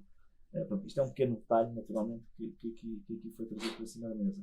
Um segundo aspecto, e agora contando a história um bocadinho ainda mais atrás do que os estudos preliminares. Em 2005, 2006, creio eu, foram ensaiados também na FEUP um conjunto de soluções alternativas para a quebra mar existente, que passavam por substituir, por exemplo, parte dos retratos politíferos, para aumentar, digamos, a longevidade das operações de manutenção que nós hoje temos no Porto. E na altura ainda se ponderou, quando se lançou esta obra, ainda se ponderou se faria sentido em conjunto com esta obra, também já introduzir algumas alterações na estrutura existente. Okay? Mas pronto, por razões operacionais e mais até de financiamento, não foi possível compatibilizar essas duas vertentes. Mas não sei se respondi de forma muito objetiva, mas a verdade é que houve pequenos detalhes que foram alterados entre aquilo que foi a fase de estudos e a fase atual. Eu creio que nós, sem falsas modéstias, acho que nós não nos esquecemos de nada muito relevante. Ou seja, acho que abordamos e estudamos tudo aquilo que aparentemente era relevante para esta obra, e isso veio-se a verificar. Por exemplo, não era obrigatório fazermos os estudos dos impactos das ondas na praia. Nas fases anteriores e todos os prolongamentos que tínhamos tido antes, que a construção de quebra-mar submerso por aí fora, nunca foi feito nenhum estudo deste género. Agora, nós percebemos que as preocupações sociais e ambientais hoje são muito mais relevantes, né? E portanto as pessoas estão muito mais alerta e bem para estas preocupações, e nós quisemos antecipar e fazer isso logo em fase prévia do projeto, para garantir que quando o projeto fosse para a frente, nós já teríamos respostas para dar e teríamos evidências para demonstrar que, de facto, procuramos o caminho sempre do menor impacto possível, naturalmente garantindo aquilo que é o objetivo principal da obra, que é criar melhores condições de operação do projeto. Houve aqui um outro aspecto que eu ia, digamos, enquadrar na segunda pergunta, que era um pouco os ajustes que são feitos desde um estudo prévio até ao projeto de execução e até à própria obra, mas eu vou deixar a pergunta da obra depois para o engenheiro Ricardo, porque de facto, e é uma coisa que nós ensinamos sempre aos alunos nesta questão das obras marítimas, enfim, aparentemente parece tudo muito fácil, os desenhos são muito simples, não é? São os perfis transversais, trapezoidais, muito simples, com os blocos lá colocados, mas de facto isto é uma obra muito complexa, como as duas apresentações bem ilustraram, e aquilo que nós ensinamos sempre aos alunos, enfim, quando estamos a falar de obras marítimas, é que nós sabemos pré-dimensionar, e os projetistas sabem fazer um pré-dimensionamento. Claro que se a estrutura não for muito importante, esse pré-dimensionamento quase que se pode transformar num dimensionamento definitivo, mas quando é uma obra desta natureza, onde tem que se investir 130 milhões, é o que eu digo aos alunos, portanto, quando a obra é muito importante, ela tem que ser testada noutros ambientes, nomeadamente em laboratório, e várias vezes esse pré-dimensionamento é alterado em função desses testes. Portanto, isto é a prática comum e não estamos a fazer nada de mal, porque às vezes pode haver essa noção de que, bom, enfim, o projeto previa X, mas depois foi ensaiado e já não é X, é X mais Y. Isto é o processo normal das obras marítimas, em particular obras tão complexas como estas, a profundidades da ordem dos menos 17, menos 18, menos 19 metros e com ondas, enfim, como os slides ilustraram. A minha pergunta complementar, ou na sequência daquilo que acabou de referir, e digamos nesta transição entre o estudo prévio para o projeto de discussão, pronto, eu sei que também houve outros ajustes, nomeadamente na questão da proteção da Risberma, que é, no fundo, a fundação do manto resistente, e do ajuste do próprio perfil transversal relativamente à questão dos galgamentos. Portanto, mais uma vez, na lógica de que os ensaios em laboratório obrigaram a ajustar alguns destes parâmetros, era essa a questão que eu queria colocar, no fundo, para transmitir também essa informação complementar aqui à assistência. De facto, Posso? Ok, desculpa. De facto, houve várias alterações. Na altura, na apresentação, não havia tempo para entrar em detalhe, mas agora há, e, portanto, vou explorar um bocadinho mais esta questão dos ajustes. De facto, no laboratório Nacional de Engenharia Civil, quando começamos os ensaios, nós partimos, como é habitual, sempre com blocos mais leves do que aqueles que são necessários e definidos no pré-dimensionamento. Que é para depois, de forma gradual, vamos colocando blocos mais pesados e vamos analisando a estabilidade até chegarmos à solução ótima. Porque engenharia é isso mesmo, é olhar para uma lógica de custo-benefício. Senão eu pré-dimensionava com 50 toneladas e sei que se eu pusesse blocos de 200 aquilo ia funcionar. Simplesmente não estava a ser eficiente porque ias sobredimensionar largamente a estrutura. Portanto, o objetivo era conseguir garantir uma estrutura que fosse naturalmente eficiente, se comportasse tal e qual como era desejado e que minimizasse depois aquilo que são os custos construtivos. Porque quando nós pensamos em blocos mais pesados, se calhar se isto fosse feito em terra e pré-fabricado no local, não havia problema nenhum. Portanto, fazia descarregar 50 caminhões de betão ou autobetoneiras como 200. Era igual, era mais caminhão, menos caminhão. Aqui não é bem assim, porque eles são pré-fabricados, como viram longe, é preciso transportá-los e depois é preciso colocá-los em obra. Portanto, o peso tem aqui uma expressão muito vulgar. Voltando à questão do laboratório. O que é que nós identificamos nos ensaios em modelo físico? Portanto, os ensaios em modelo 2D, desde logo, verificou-se que o peso inicial, nós começamos na casa das 55 toneladas, mais ou menos, e depois fomos crescendo. Verificou-se que 55 não chegava, 60 estava ali no limite, e portanto fomos crescendo nesse sentido. Optamos logo à partida, ou pensamos logo à partida em blocos de alta densidade, embora pensássemos que pudesse haver a possibilidade de haver blocos com densidade normal, e depois apenas os densos na zona da cabeça, que sabemos classicamente é uma zona mais fustigada pelos temporais. Mas percebeu-se que durante a execução dos ensaios não seria possível. Nós íamos mesmo precisar de blocos de alta densidade nos dois casos, sendo que a densidade é mais elevada nos blocos da cabeça do que nos outros, mas ambos são mais densos. Okay? E depois aconteceram, de facto, duas zonas mais sensíveis. Uma tinha a ver com o pé do talude, portanto, e a zona da resberma identificou-se como uma das zonas onde rapidamente, durante os ensaios mais exigentes, havia movimentação de blocos. E uma outra área também muito significativa, que talvez não fosse tão óbvia, tinha a ver com a parte interior da cabeça. Ou seja, na zona da parte interior da cabeça, onde a onda rodava, no término praticamente do remate da cabeça, era uma zona que foi preciso reforçar e prolongar mais a zona com blocos de 800 kN na base, porque de facto eles eram bastante destruídos e bastante movimentados.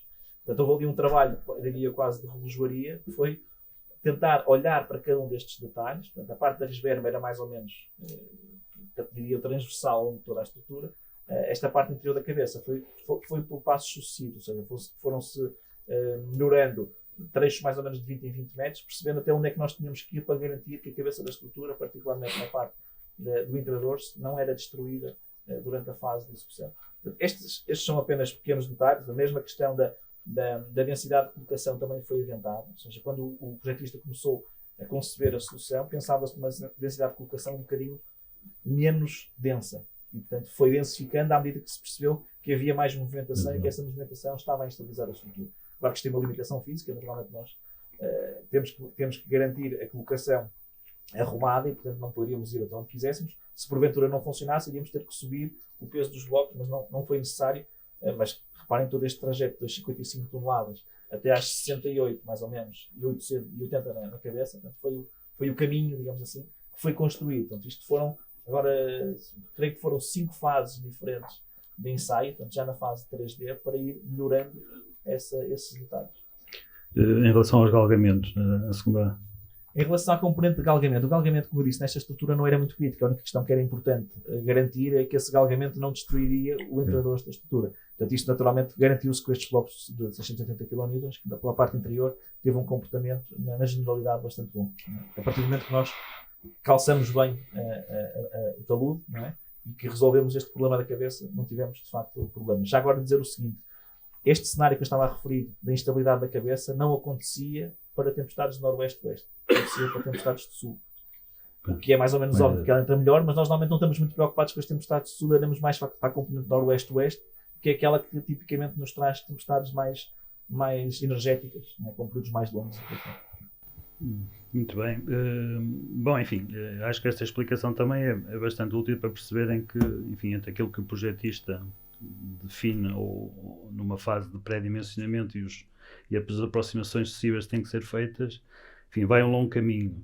De qualquer das maneiras, fico muito satisfeito, porque no estudo prévio nós prevíamos que os blocos iriam ter entre 600 e 1000 toneladas. Portanto, é evidente que demos uma gama bastante larga e, portanto, acertamos. Portanto, estão entre 600 e 1000, portanto, entre 68 e 800 está nesse intervalo. Muito bem, enfim, passando então agora a duas perguntas também muito breves para o engenheiro Ricardo Barbosa, enfim, que tem acompanhado muito de perto a obra, portanto, é uma experiência com certeza muito enriquecedora, enfim, não só até agora, mas para o futuro. Uma das questões que eu tinha aqui, de certa forma já foi abordada, é os ajustes que têm que ser feitos na obra, na execução da obra, durante a própria obra. Portanto, depois ainda é uma terceira fase. Portanto, reparem que há um estudo, então, como sabemos, há o estudo prévio, depois há os ajustes em modelo físico, e depois vamos para a obra e, se calhar, ainda temos que fazer alterações, mas isto é o normal em muitas obras de engenharia civil, e, portanto, em particular nas obras marítimas, isso é muito comum. E uma das alterações que já fica referida é na transição entre o molho, o Cabramar Norte antigo e o novo, não é?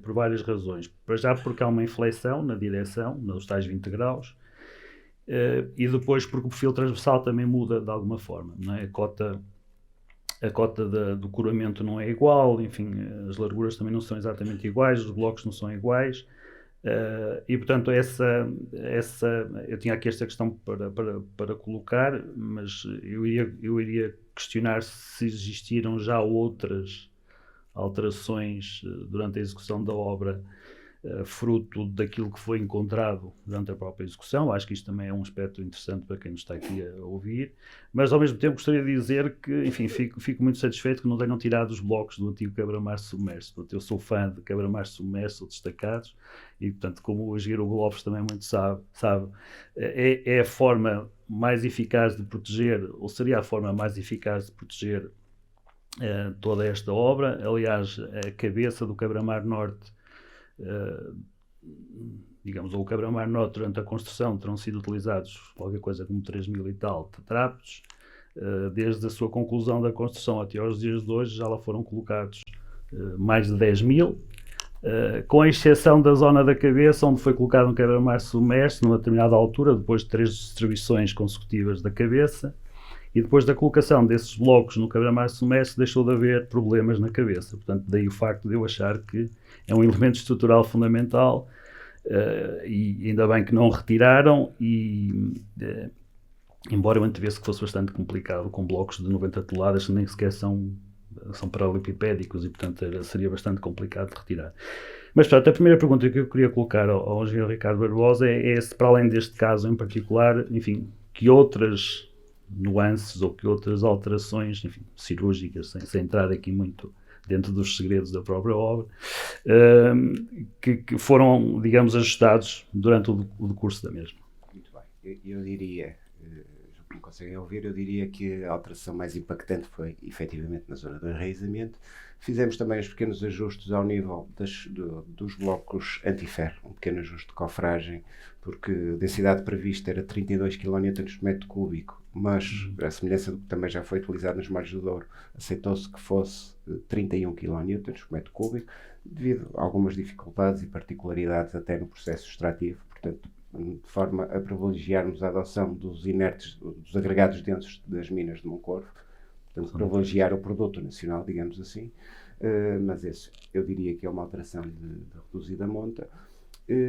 Temos a alteração verdadeiramente impactante do enraizamento, e eu acho que é importante, do ponto de vista da gestão de contrato, dizer que muitas vezes não é fácil compaginar as alterações ou as adaptações que as obras marítimas necessitam com aquilo que a lei estipula, não é? Portanto, o Código de Contratação Pública é bastante exigente, define-nos parâmetros bem definidos, que neste caso nós conseguimos obviar da forma correta, que foi recorrer ao caderno de encargos de empreitada, que previa nas cláusulas técnicas especiais que, se houvesse necessidade de promover alguma alteração, essa alteração deveria ser ensaiada em laboratório, e foi isso que fizemos. Portanto, o empreiteiro fê-lo a expensas próprias e depois aplicamos os artigos aplicáveis do Código de Contratação Pública e é fácil materializá-lo.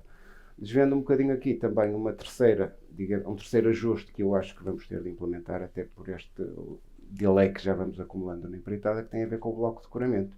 Nós ali nas imagens vimos um bloco de coramento contínuo, supostamente nos desenhos é muito fácil de executar, a verdade é que temos ali 27 mil metros cúbicos de betão, com acesso constrangido pelo TPL e, portanto, é um maciço único e talvez tenhamos de equacionar uma solução pré-fabricada, portanto, salvaguardando o mesmo volume de betão, mas que permita, no fundo, encurtar a execução para o período dos 3 meses de verão. Portanto, ainda está em estudo. Diz isso? Exatamente. Também tivemos um outro ponto. Tínhamos uma pequena embarcação afundada, um rebocador, e o que nós decidimos, uma vez que estava muito consolidada, cheia de areia, e não impactava na obra, foi, de forma simplista, passar-lhe por cima, não é? Portanto, fizeram-se um conjunto de mergulhos com arqueologia submarina, fizeram-se a caracterização de todos esses ensaios, mas a verdade é que era possível que a embarcação ficasse lá, como já aconteceu em tantos outros molhos pela nossa costa, e portanto... E essa já era conhecida?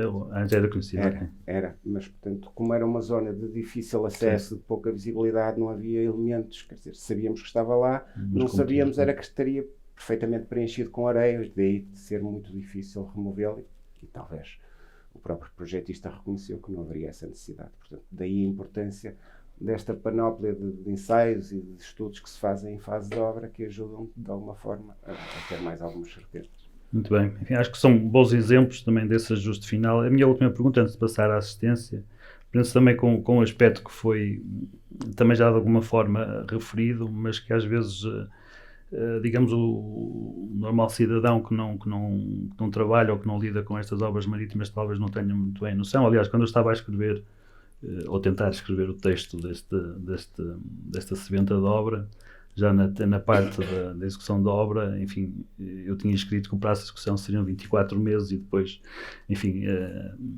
digamos, tive que corrigir esse valor porque esse prazo já não vai ser cumprido.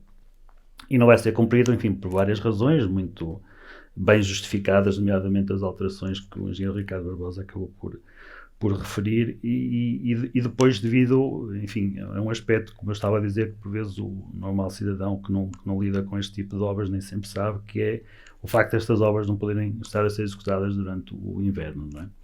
E, portanto, estas obras não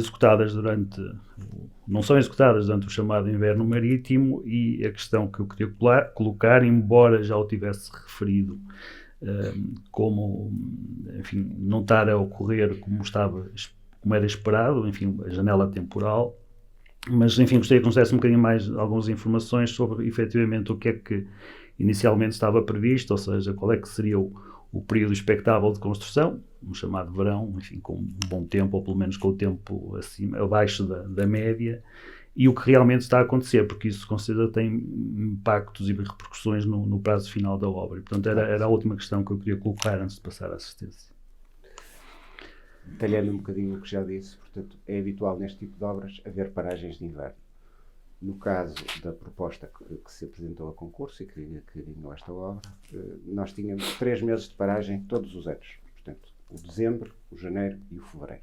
A verdade é que é tudo muito bonito na teoria, mas o mar é que comanda. E, portanto, eu lembro-me bem que em 2022 tivemos um fevereiro até relativamente calmo, mas depois o março já foi mais agressivo e só conseguimos retomar em meados de abril. Portanto, já perdemos aqui 1 mês e meio, sensivelmente. Vamos ver como será este ano. Este outono de 2022 também é um bom exemplo disso, não é? Nós estávamos a dimensionar uma cabeça de inverno, mas a verdade foi uma cabeça de outono, porque ela já entrou em provas no dia 17 de outubro, não é? Portanto, só aí perdemos mais 1 mês e meio. Ou seja, isto depois conjuga com o que é o rendimento em pleno e o rendimento condicionado. Portanto, nós temos 3 a 4 meses, de julho a agosto, sensivelmente, em que temos operação normalmente a full power, digamos assim. E depois temos meses onde o rendimento é cerca de 50% do rendimento teórico máximo, portanto, que são os restantes meses de primavera e de outono. Claro que tudo isto funciona bem no campo teórico. Na verdade, o mar é que comanda e depois temos, naturalmente, de nos adaptar em fase de execução. Não é? Portanto, mas são estas duas regras, portanto, os meses de paragem de inverno e, dentro do período de elaboração, o período de pico, correspondente aos 3, 4 meses de verão, e depois os restantes meses de primavera e outono, onde o rendimento é, francamente, também condicionado, será 60%, será 50%, nunca, depende, de ano para ano. Muito bem. Pronto, eu da minha parte não tenho mais perguntas, estou plenamente satisfeito com a exposição. Eu passaria então à assistência, se alguém quiser colocar alguma pergunta aos dois colegas engenheiros, enfim, faz o favor de se identificar, perguntas muito curtas e objetivas, se faz o favor.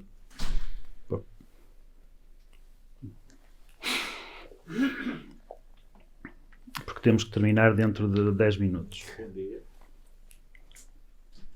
Bom dia, muito obrigado pela exposição.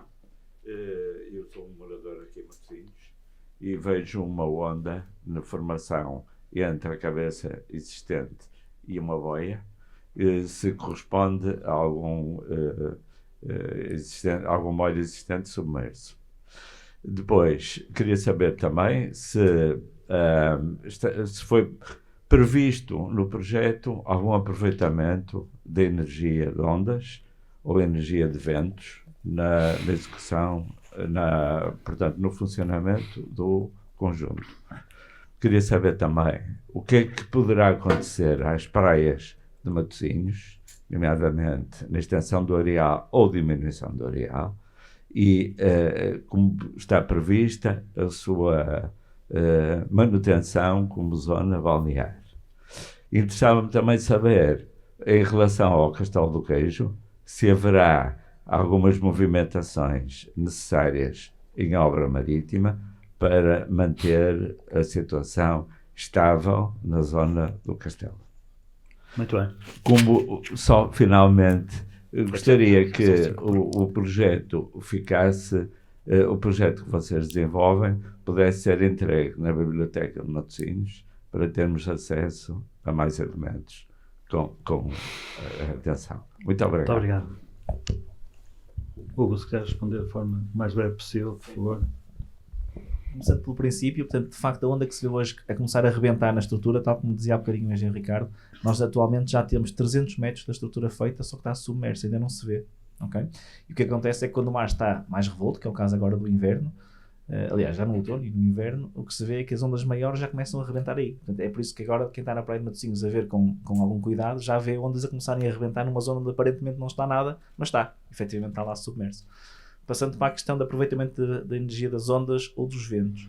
As ondas, foi pena, de facto, durante o desenvolvimento deste projeto, nós tínhamos, com a Faculdade de Engenharia, éramos parceiros num projeto que se chamava Seaports e que depois evoluiu para um segundo projeto, que foi o projeto Portos, e nesse projeto já se estudou a possibilidade de poder instalar aqui no molho da nova estrutura um equipamento para a produção de energia das ondas, que era um equipamento híbrido, portanto aproveita a energia em duas vertentes diferentes daquilo que são os clássicos sistemas de produção de energia das ondas, que era através de uma como é que se chama, do galgamento, não é? Portanto, as ondas galgavam e enchiam um depósito que depois turbinava a água, e de uma coluna oscilante, ou seja, o ar, quando era comprimido sobre a estrutura, era comprimido ao longo de uma câmara que depois produziria energia.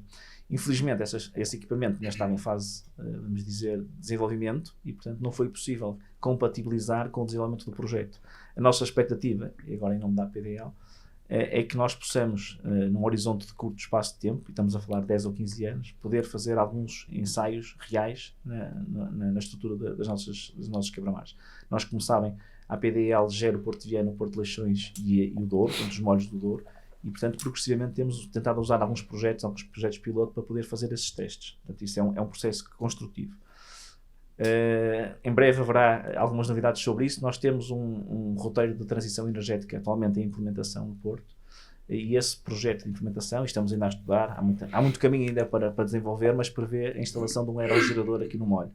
As dificuldades maiores que eu antevejo para esse projeto é exatamente a aceitação por parte da comunidade envolvente. Portanto, uma das dificuldades que muitas vezes se associam a estes projetos é haver uma aceitação das pessoas e uma percepção de que aquele equipamento é um equipamento de grande valor do ponto de vista ambiental.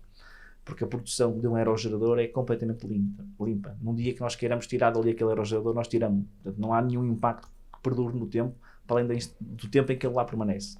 Há, de facto, um impacto visual, pode haver ruído, e é isso que nós vamos estudar agora no próximo ano, exatamente as condições desse aerogerador, o potencial, o ruído que pode criar, e se isso pode ou não pode ter algum impacto para as pessoas.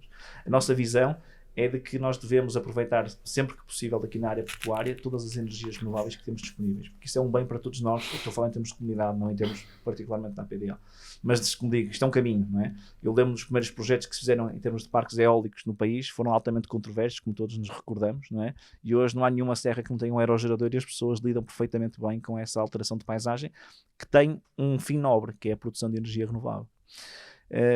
Se não me esquecer de nenhuma, questão da Praia de Matosinhos. A Praia de Matosinhos foi estudada, ou seja, não há nenhum tipo de impacto que a obra vá criar na praia para além daquilo que já existe hoje. E o que é que existe hoje? Basicamente, as ondas rodam em torno da cabeça da estrutura e tanto tendem a empurrar as areias da parte sul da praia para a parte norte. Por isso é que o areal é muito mais encorpado na zona norte da praia do que na parte sul.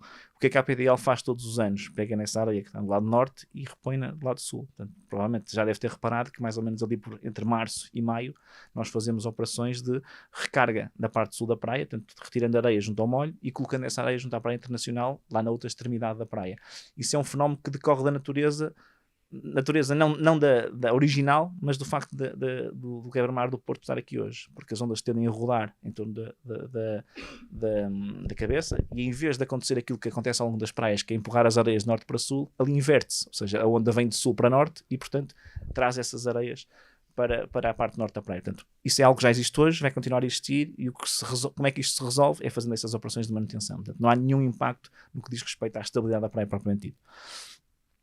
Quanto à qualidade, zero impacto. Portanto, uma das coisas que surgiu durante a fase de desenvolvimento do projeto foi assim um soundbite muito forte, foi de que a praia ia ficar um charco de poluído, cheio de bactérias, etc. Isso naturalmente não tem nenhuma verdade científica, zero, porque a renovação da massa d'água que existe na praia é promovida única e exclusivamente pela maré. Nós podemos ter emulsão, ou seja, eu posso ter emulsão, se eu deitar um contaminante na água, se eu tiver ondas, naturalmente que ele se vai diluir. Mas o que promove a grande substituição, vamos chamar-lhe assim, da massa d'água é quando a maré desce e torna a subir. E, portanto, esse fenómeno vai continuar a existir hoje e no futuro, como já existia antes. E, portanto, não vai ser impactado por esse facto, ou seja, pela intervenção da obra. Castelo do Queijo. Castelo do Queijo também não vai ter nenhum impacto. Nós fizemos estas modelações numéricas no Laboratório Nacional de Engenharia Civil e o quebra-mar atual não se consegue ver naturalmente porque isso é sob a estrutura. O que acontece é que ela tem algumas zonas perfuradas, não propositadas, mas porque elas estão efetivamente lá, e as areias cruzam a estrutura. Essa é uma das razões que nos obriga a ter que fazer grandes operações de dragagem durante todo o ano. Naquela zona do posto A, que é à nossa frente, e vê-se isso durante os temporais, há injeção de areias que estão encostadas ao molho e que acabam por passar na estrutura. Ou seja, antes de chegar à cabeça da estrutura, elas já cruzaram o quebra-mar. E, portanto, nós agora vamos prolongar mais 300 metros, mas estas areias vão continuar a passar e nós vamos continuar a pegar nelas e colocá-las a sul do Castelo do Queijo. Portanto, esta dinâmica é uma dinâmica que já perdura.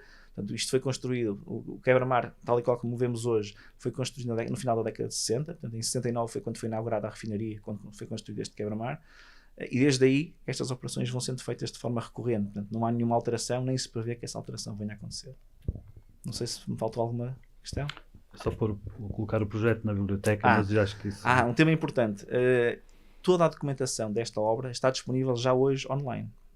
Se procurarem no Google por AIA 3001 ou AIA 3002, que são as designações dos projetos, dos processos de avaliação de impacto ambiental da obra do prolongamento do quebra-mar, AIA 3001, e das acessibilidades marítimas, AIA 3002, tem lá quer os estudos de impacto ambiental, quer todos os relatórios produzidos pelo Laboratório Nacional de Engenharia Civil destes estudos que eu referi. Impacto na praia, impacto no transporte sedimentar e, naturalmente, os perfis das obras e por fora, está tudo lá disponível. Portanto, se quiserem consultar e perceber o que é que foi, em termos de concepção, foi feito e aquilo que foi depois testado em laboratório, tudo isso está disponível por nossa iniciativa. Não era preciso ter, mas nós fizemos questão de deixar isso disponível para maior transparência, para que todas as pessoas da envolvente aqui do Porto pudessem consultar e analisar. Muito bem. Temos tempo só para uma última pergunta, muito breve, faz favor. António Santos Bento, estou ligado à náutica de recreio desde os anos 50 do século passado. Também ligado à náutica profissional. Ainda hoje funciono, faço formação e preocupa-me muito aquilo que vi ali, o objetivo futuro, ou seja, o novo terminal de contentores, ok? Todos sabemos do que é que estamos a falar, que é por causa do desenvolvimento, que é perfeitamente óbvio e natural que seja pretendido, se empurra a náutica de recreio para fora de Leixões. Não quero deixar aqui a nota de que o Porto de Leixões é fundamental para a náutica de recreio, para o ensino, pela segurança, pelas condições. Eu fazia vela com os navios ancorados dentro do Porto de Leixões. Ainda não havia quebra-mar, havia o esporão. As obras têm sido benéficas. Esta está a ser benéfica. Mas construir um terminal e arrumar com a náutica de recreio não é benéfico. Estarei cá sempre para lutar contra isso. Eu e várias pessoas que estão aqui. Ok? Muito bem. É só essa mensagem Um que eu comentário, queria então. deixar. Bom, Posso fazer um comentário deste? muito breve então, temos que terminar. Sim, só dizer o seguinte: nós, em relação à náutica de recreio e outras atividades que se desenvolvem no Porto e que são naturalmente impactadas sempre que há alterações que obrigam a deslocalizar algum tipo de atividade no Porto, nós somos sensíveis. Portanto, não está fechado que essa náutica vai desaparecer do Porto. Eu não posso antecipar muito porque isto não está em avaliação interna. Há várias soluções que estão em cima da mesa, estão a ser trabalhadas também com a Marinha e com as escolas e, portanto, como digo, não é nossa vontade em nenhum momento da nossa fase de evolução acabar com nenhum tipo de atividade. Nunca foi, não é? Eu dou o exemplo do surf. O surf, as primeiras instalações que o surf teve na Praia de Matosinhos foi a APDL que fez numa altura em que o surf nem sequer era uma modalidade. E a APDL gastou mais de 1 milhão de euros a construir umas instalações para promover atividades.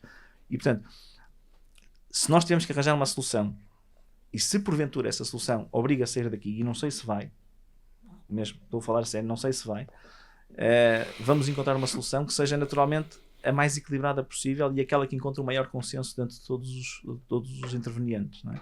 O que nós temos também que perceber é que o espaço da APDL não é imenso, nós percebemos isso, há limitações físicas e, portanto, como sabem, nós temos a opção, e aliás, dentro deste projeto foi estudada a solução a sul, hoje com o fecho da refinaria há outras soluções que estão a ser estudadas e, portanto, nós temos que encontrar aqui um ponto de equilíbrio que seja benéfico e que traga o maior valor para a comunidade do Porto de Leixões, em geral. Muito bem, nós vamos ter que terminar e eu, portanto, eu queria voltar a reiterar os meus agradecimentos ao Engenheiro Lopes e ao Engenheiro Ricardo Barbosa pela disponibilidade de estarem aqui nesta sessão, enfim, que foi muito elucidativa e muito detalhada e também, obviamente, a todos os participantes e, portanto, se não for antes, espero voltar a ver-os na próxima sessão deste conjunto de palestras fora de portas, Engenharia Civil à Mostra. Muito obrigado.